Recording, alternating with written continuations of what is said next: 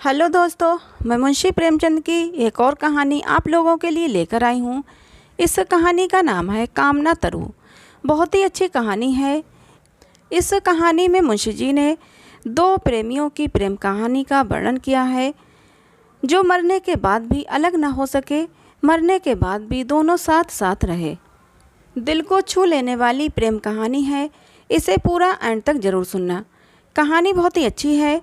अगर आप लोगों को अच्छी लगे तो प्लीज़ इसे एक लाइक और हमारे चैनल को सब्सक्राइब जरूर कर लेना, ताकि ऐसे ही सुंदर सुंदर कहानियाँ आप लोगों को मिलती रहें। चलिए बढ़ते हैं कहानी की तरफ।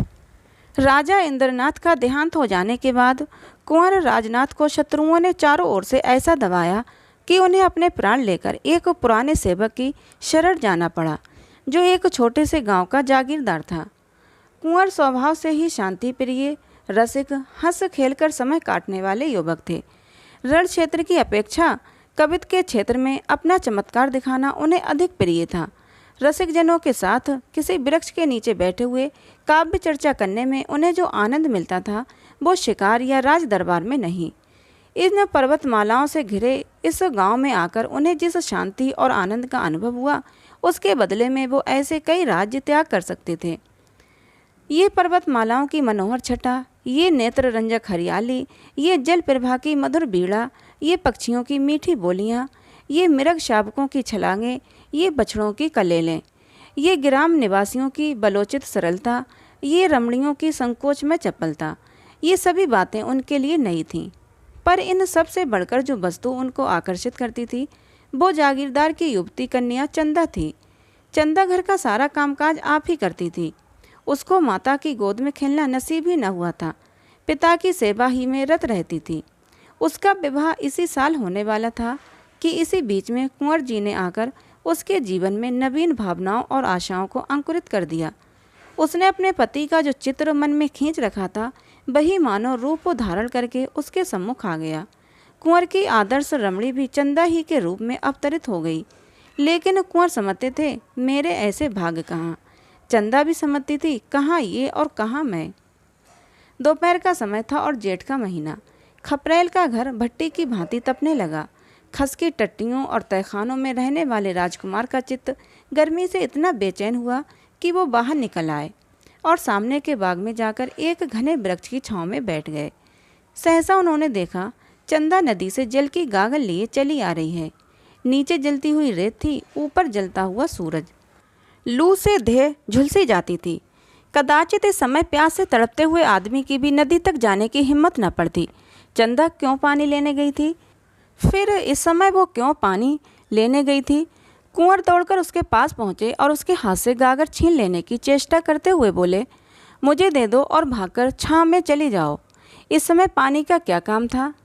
चंदा ने गागर न छोड़ी। सिर से खिसका हुआ आंचल संभाल कर बोली, तुम इस समय कैसे आ गए? शायद मारे गर्मी के अंदर न रह सके। कुंवर, मुझे दे दो, नहीं तो मैं छीन लूँगा। चंदा ने मुस्कुराकर कहा, राजकुमारों को गागर लेकर चलना शोभा नहीं देता। कुंवर ने गागर का मुंह पकड़कर कहा, इस अपराध का बहुत दंड सह चुका हूँ चंदा, अब तो अपने को राजकुमार कहने में भी लज्जा आती है।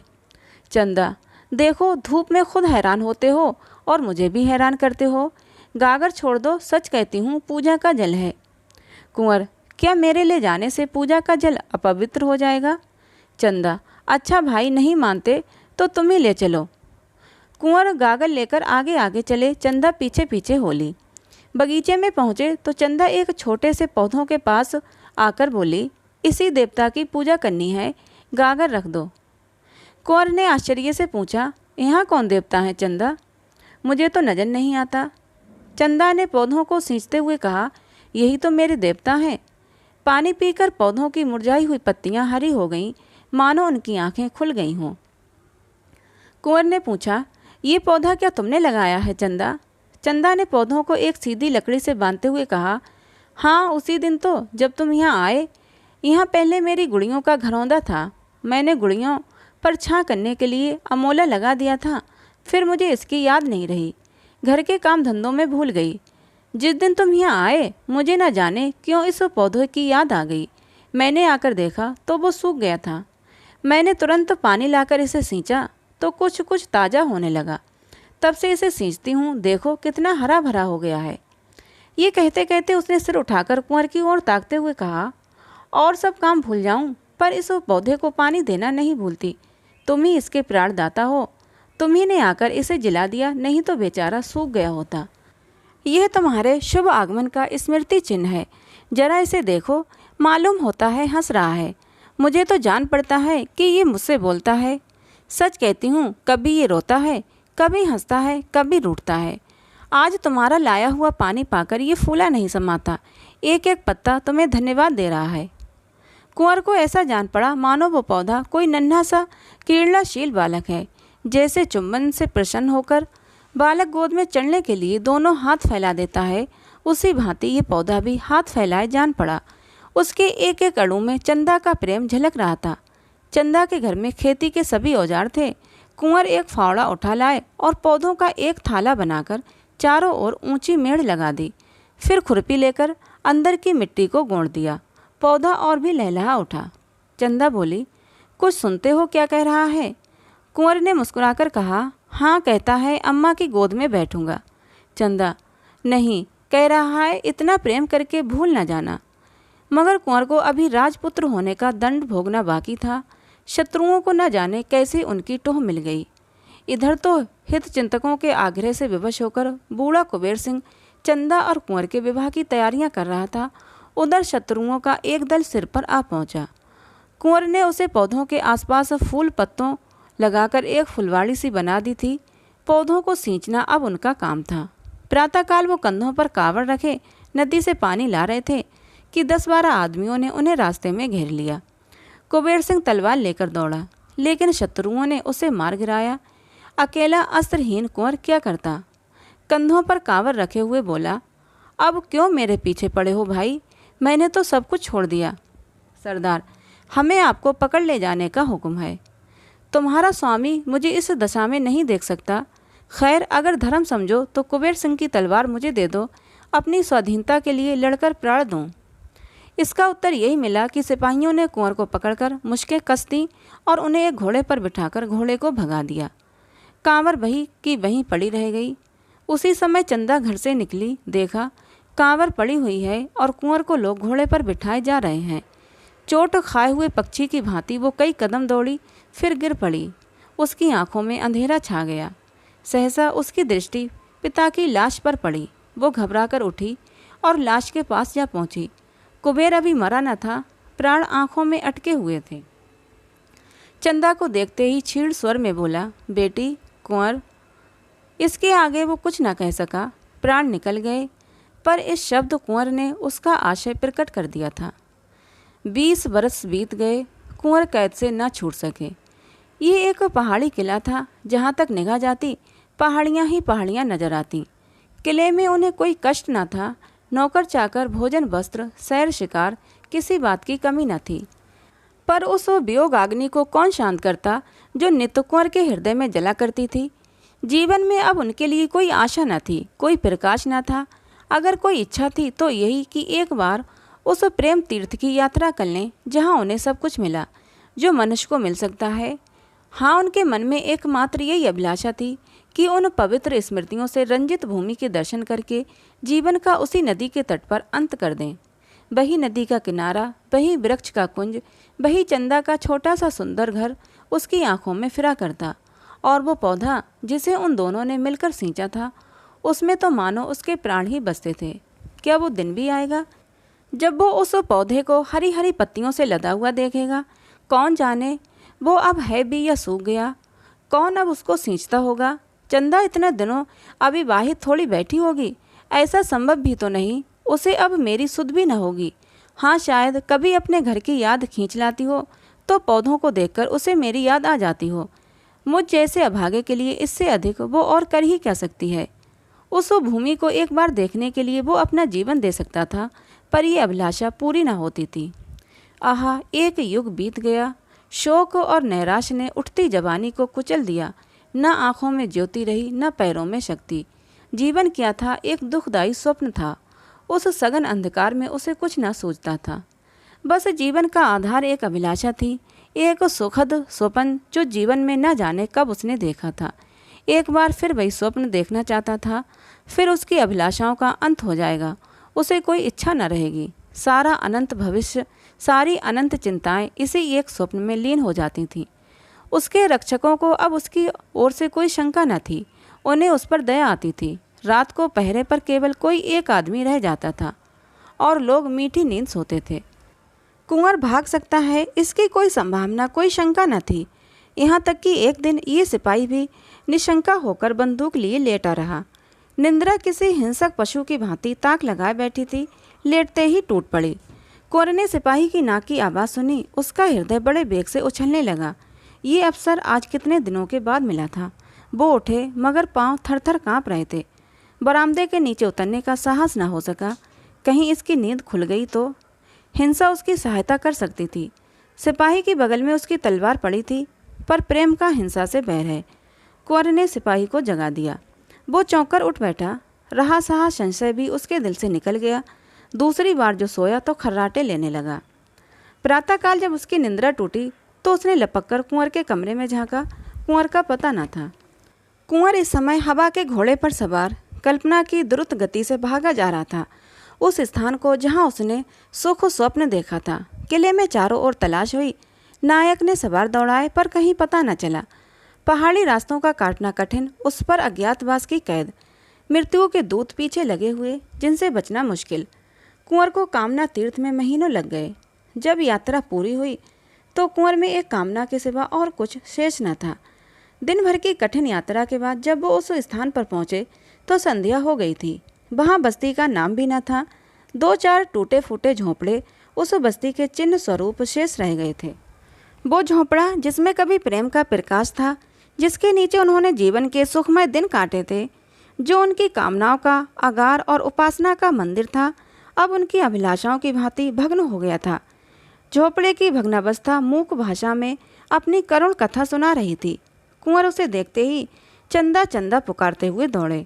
उन्होंने उस रज को माथे पर मला, मानो किसी देवता की विभूति हो, और उसकी टूटी हुई दीवारों से चिमटकर बड़ी देर तक रोते रहे। हाय रे अभिलाषा!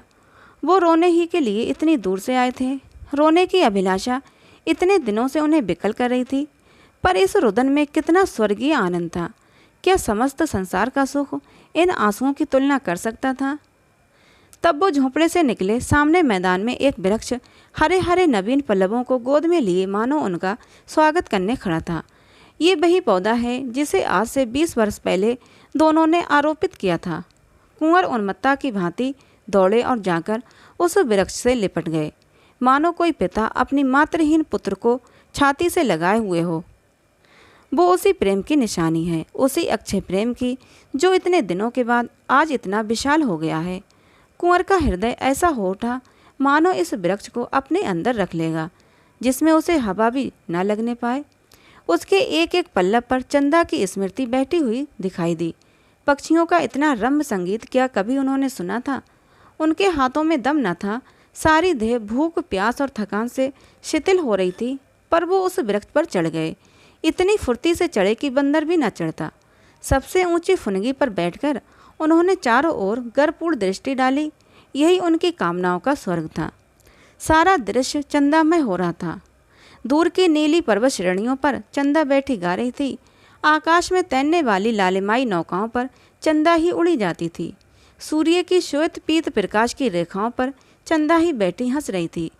कुंवर के मन में आया, पक्षी होता तो इन्हीं डालियों पर बैठा हुआ जीवन के दिन पूरे करता। जब अंधेरा हो गया तो कुंवर नीचे उतरे और उसी वृक्ष के नीचे थोड़ी सी भूमि झाड़कर पत्ती की शैया बनाई और लेटे। यही उनके जीवन का स्वर्ण स्वप्न था। आहा, यही वैराग्य! अब वो इस वृक्ष की शरण छोड़कर कहीं न जाएंगे। दिल्ली के तख्त के लिए भी वो इस आश्रम को न छोड़ेंगे। उसी स्निग्ध अमल चांदनी में सहसा एक पक्षी आकर उस वृक्ष पर बैठा और दर्द में डूबे हुए स्वरों में गाने लगा। ऐसा जान पड़ा मानो वो वृक्ष सिर धुन रहा है। वो नीरव रात्रि उस वेदनामय संगीत से हिल उठी। कुंवर का हृदय इस तरह ऐंठने लगा मानो वो फट जाएगा। स्वर में करुणा और वियोग के तीर से भरे हुए थे। आह पक्षी, तेरा भी जोड़ा अवश्य बिछड़ गया है, नहीं तो तेरे राग में इतनी व्यथा, इतना विषाद, इतना रुदन कहाँ से आता? कुंवर के हृदय के टुकड़े हुए जाते थे। एक एक स्वर तीर की भांति दिल को छेदे डालता था। वो बैठे न रह सके, उठकर आत्म विस्मृति की दशा में दौड़ते हुए झोंपड़े में गए। वहाँ से फिर वृक्ष के नीचे आए। उस पक्षी को कैसे पाएं, कहीं दिखाई नहीं देता। पक्षी का गाना बंद हुआ तो कुंवर को नींद आ गई। उन्हें स्वप्न में ऐसा जान पड़ा कि वही पक्षी उनके समीप आया। कुंवर ने ध्यान से देखा तो वो पक्षी न थी, चंदा थी। हाँ, प्रत्यक्ष चंदा ही थी। कुंवर ने पूछा, चंदा, ये पक्षी यहाँ कहाँ? चंदा ने कहा, मैं ही तो वो पक्षी हूँ। कुंवर, तुम पक्षी हो? क्या तुम ही गा रही थीं? चंदा, हाँ प्रियतम, मैं ही गा रही थी। इसी तरह रोते रोते एक युग बीत गया। कुंवर, तुम्हारा घोंसला कहाँ है? चंदा, उसी झोंपड़े में जहाँ तुम्हारी खाट थी। उसी खाट के बांध से मैंने अपना घोंसला बनाया है। कुंवर, और तुम्हारा जोड़ा कहाँ है? चंदा, मैं अकेली हूँ। चंदा को अपने प्रियतम के स्मरण करने में, उसके लिए रोने में जो सुख है वो जोड़े में नहीं। मैं इसी तरह अकेली रहूँगी और अकेली ही मरूँगी। कुंवर, क्या मैं वो पक्षी नहीं बन सकता? चंदा चली गई। कुंवर की नींद खुल गई। उषा की लालिमा आकाश पर छाई हुई थी और वो चिड़िया कुंवर की शैया के समीप एक डाल पर बैठी चहक रही थी। अब उस संगीत में करुणा न थी, विलाप न था, उसमें आनंद था, चापल्य था, सारल्य था। वो वियोग का करुण, क्रंदन नहीं, मिलन का मधुर संगीत था। कुंवर सोचने लगे, इस स्वप्न का क्या रहस्य है। कुंवर ने शैया से उठते ही एक झाड़ू बनाई और झोंपड़े को साफ करने लगे। उनके जीते जी इसकी ये भग्न दशा नहीं रह सकती। वो इसकी दीवारें उठाएंगे, इस पर छप्पर डालेंगे, इसे लीपेंगे। इसमें उनकी चंदा की स्मृति वास करती है। झोंपड़े के कोने में वो कांवर रखी हुई थी जिस पर पानी ला लाकर वो उस वृक्ष को सींचते थे। उन्होंने कांवर उठा ली और पानी लाने चले। 2 दिन से कुछ भोजन न किया था। रात को भूख लगी हुई थी, पर इस समय भोजन की बिल्कुल इच्छा न थी। देह में एक अद्भुत स्फूर्ति का अनुभव होता था। उन्होंने नदी से पानी ला लाकर मिट्टी भिगोना शुरू कर दिया। दौड़े जाते थे, दौड़े आते थे। इतनी शक्ति उनमें कभी न थी। एक ही दिन में इतनी दीवार उठ गई जितनी 4 मजदूर भी ना उठा सकते थे। और कितनी सीधी चिकनी दीवार थी कि कारीगर भी देखकर लज्जित हो जाता। प्रेम की शक्ति अपार है। संध्या हो गई। चिड़ियों ने बसेरा किया, वृक्षों ने भी आंखें बंद की, मगर कुंवर को आराम कहाँ। तारों की मलिन प्रकाश में मिट्टी के रद्दे रखे जा रहे थे। हाय रे कामना, क्या तो इस बेचारे के प्राण ही लेकर छोड़ेगी। वृक्ष पर पक्षी का मधुर स्वर सुनाई दिया। कुंवर के हाथ से घड़ा छूट पड़ा। हाथ और पैरों में मिट्टी लपेटकर वो वृक्ष के नीचे जाकर बैठ गए। उस स्वर में कितना ललित था, कितना उल्लास, कितनी ज्योति। मानव संगीत इसके सामने बेसुरा आलाप था। उसमें ये जागृति, ये अमृत, ये जीवन कहाँ। संगीत के आनंद में विस्मृति है, पर वो विस्मृति कितनी स्मृतिमय होती है। अतीत को जीवन और प्रकाश से रंजित करके प्रत्यक्ष कर देने की शक्ति संगीत के सिवा और कहाँ है। कुंवर के हृदय नेत्रों के सामने वो दृश्य खड़ा हुआ था जब चंदा इसी पौधे को नदी से जल ला लाकर सींचती थी। हाय, क्या वो दिन फिर कभी आ सकते हैं। सहसा एक बटोही आकर खड़ा हो गया और कुंवर को देखकर वो प्रश्न करने लगा जो साधारणतया 2 अपरिचित प्राणियों में हुआ करते हैं। कौन हो, कहाँ से आते हो, कहाँ जाओगे। पहले वो भी इसी गांव में रहता था, पर जब गांव उजड़ गया तो समीप के एक दूसरे गांव में जा बसा। अब भी उसके खेत यहाँ थे। रात को जंगली पशु से अपने खेतों की रक्षा करने के लिए वो आकर यहीं सोता था। कुंवर ने पूछा, तुम्हें मालूम है इस गांव में एक कुबेर सिंह ठाकुर रहते थे। किसान ने बड़ी उत्सुकता से कहा, हाँ हाँ भाई, जानता क्यों नहीं। बेचारे यहीं तो मारे गए। तुमसे भी क्या जान पहचान थी उनकी। कुंवर, हाँ, उन दिनों कभी कभी आया करता था। मैं भी राजा की सेवा में नौकर था। उनके घर में कोई और न था। किसान, अरे भाई कुछ न पूछो, बड़ी करुण कथा है। उनकी स्त्री तो पहले ही मर चुकी थी, केवल लड़की बच रही थी। आह, कैसी सुशील, कैसी सुगल लड़की थी। उसे देखकर आंखों में ज्योति आ जाती थी, बिल्कुल स्वर्ग की देवी जान पड़ती थी। जब कुबेर सिंह जीता था तभी कुंवर राजनाथ यहाँ भागकर आए थे और उसके यहाँ रहे थे। उस लड़की की कुंवर से कहीं बातचीत हो गई, तब कुंवर को शत्रुओं ने पकड़ लिया तो चंदा घर में अकेली रह गई। गांव वालों ने बहुत चाहा कि उसका विवाह हो जाए। उसके लिए बरों का तोड़ा न था भाई। ऐसा कौन था जो उसे पाकर अपने को धन्य न मानता, पर वो किसी से विवाह करने पर राजी न हुई। ये पेड़ जो तुम देख रहे हो तब छोटा सा पौधा था। इसके आसपास फूलों की कई और क्यारियाँ थीं।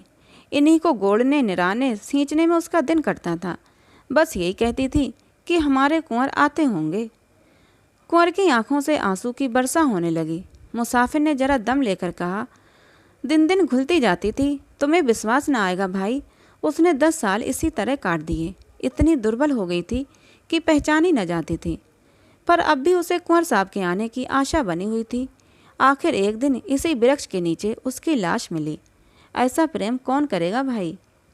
कुंवर न जाने मरे कि जिए, कभी उन्हें इस गृहिणी की याद भी आई कि नहीं, पर इसने तो प्रेम को ऐसा निभाया जैसा निभाना चाहिए। कुंवर को जान पड़ा मानो हृदय फटा जा रहा है। वो कलेजा थाम कर बैठ गए। मुसाफिर के हाथ में एक सुलगता हुआ उपला था। उसने चिलम भरी और 2-4 दम लगाकर बोला, उसके मरने के बाद ये घर गिर गया। गांव पहले से ही उजाड़ था, अब तो और भी सुनसान हो गया। 2-4 आदमी यहाँ आ बैठते थे, अब तो चिड़िया का पूत भी यहाँ नहीं आता। उसके मरने के कई महीनों के बाद यही चिड़िया इस पेड़ पर बोलती हुई सुनाई दी। तब से बराबर इसे यहाँ बोलते सुनता हूँ। रात को सभी चिड़ियाँ सो जाती हैं, पर ये रात भर बोलती रहती है। इसका जोड़ा कभी नहीं दिखाई दिया, बस फुटैल है। दिन भर उसी झोंपड़े में रहती है, रात को इस पेड़ पर आकर बैठती है। मगर इस समय इसके गाने में कुछ और ही बात है। नहीं तो सुनकर पहले रोना आता था। ऐसा जान पड़ता है मानो कोई कलेजे को मसोस रहा है। मैं तो कभी कभी पड़े पड़े रो दिया करता हूँ। सब लोग कहते हैं कि ये बही चंदा है, अब भी कुंवर के वियोग में विलाप कर रही है। मुझे भी ऐसा ही जान पड़ता है। आज न जाने क्यों मग्न है। किसान तंबाकू पीकर सो गया। कुंवर कुछ देर तक खोए हुए से खड़े रहे, फिर धीरे से बोले, चंदा, क्या सचमुच तुम ही हो? मेरे पास क्यों नहीं आती? एक क्षण में चिड़िया आकर उनके हाथ पर बैठ गई। चंद्रमा के प्रकाश में कुंवर ने चिड़िया को देखा। ऐसा जान पड़ा मानो उनकी आंखें खुल गई हों, मानो आंखों के सामने से कोई आवरण हट गया हो। पक्षी के रूप में भी चंदा की मुखाकृति अंकित थी। दूसरे दिन किसान सोकर उठा तो कुंवर की लाश पड़ी हुई थी। कुंवर अब नहीं है, किंतु उनके झोंपड़े की दीवारें बन गई हैं। ऊपर फूस का नया छप्पर पड़ गया है और झोंपड़े के द्वार पर फूलों की कई क्यारियां लगी हैं। गांव के किसान इससे अधिक और क्या कर सकते थे। उस झोंपड़े में अब पक्षियों के एक जोड़े ने अपना घोंसला बनाया है। दोनों साथ साथ दाने चारे की खोज में जाते हैं और साथ साथ वापस आते हैं। रात को दोनों उसी वृक्ष की डाल पर बैठे दिखाई देते हैं। उनका सुरम्य संगीत रात की नीरवता में दूर तक सुनाई देता है। वन के जीव जंतु वो स्वर्गीय गान सुनकर मुग्ध हो जाते हैं। ये पक्षियों का जोड़ा कुंवर और चंदा का जोड़ा है, इसमें किसी को कोई संदेह नहीं है। एक बार एक ब्याद ने इन पक्षियों को फंसाना चाहा, पर गांव वालों ने उसे मारकर भगा दिया। तो दोस्तों, ये थी मुंशी प्रेमचंद की कहानी कामना तरु। ये कहानी आपको कैसी लगी कमेंट बॉक्स में ज़रूर बताना। अच्छी लगी हो तो प्लीज़ इसे एक लाइक ज़रूर कर देना। साथ ही हमारे चैनल को सब्सक्राइब जरूर कर लेना। मिलते हैं अगली किसी नई कहानी के साथ।